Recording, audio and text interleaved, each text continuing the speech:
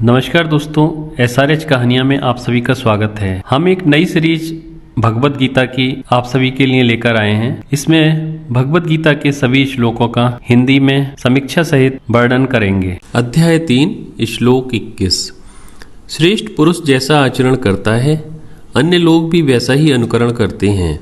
वह पुरुष जो कुछ प्रमाण कर देता है, लोग भी उसका अनुसरण करते हैं। मनुष्य मूलतः अनुकरण करने वाला प्राणी है।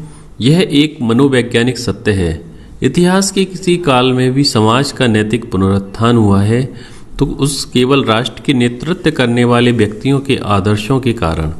शिक्षकों के सद्व्यवहार से ही विद्यार्थियों को अनुशासित किया जा सकता है। यदि किसी राष्ट्र का शासक भ्रष्ट और अत्याचारी हो तो निम्न पदों के अधिकारी सत्य और ईमानदार नहीं हो सकते। छोटे बालकों का व्यवहार पूर्णतः उनके माता पिता के आचरण एवं संस्कृति द्वारा निर्भर और नियंत्रित होता है। इस तथ्य को ध्यान में रखते हुए भगवान कर्माचरण के लिए अर्जुन के समक्ष एक और कारण प्रस्तुत करते हैं।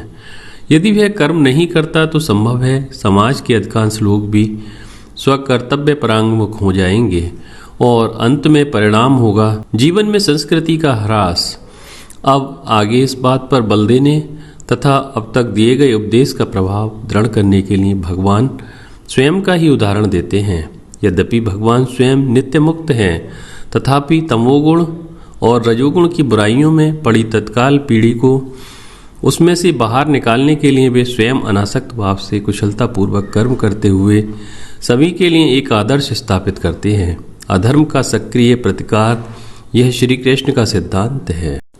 उनकी अहिंसा उस दिवा स्वप्न देखने वाले कायर के समान नहीं थी जो अन्याय का प्रतिकार न करने के संस्कृति का रक्षण करने में असमर्थ होता है। अब अर्जुन मन में कर्मयोग के विषय में कोई संदेह नहीं रह सकता था। यदि लोक संग्रह के विषय में तुम्हें कोई शंका हो तो तुम मुझे क्यों नहीं देखते। मेरे अनुसार तुम भी लोगों को अधर्म के मार्ग से निवृत्त कर उन्हें धर्म मार्ग में प्रवृत्त होने के लिए अपना आदर्श क्यों नहीं स्थापित करते। दोस्तों, इसी तरह की और वीडियोस के लिए आप हमारे YouTube चैनल SRH कहानियाँ सब्सक्राइब करें। वीडियो देखने के लिए बहुत बहुत धन्यवाद।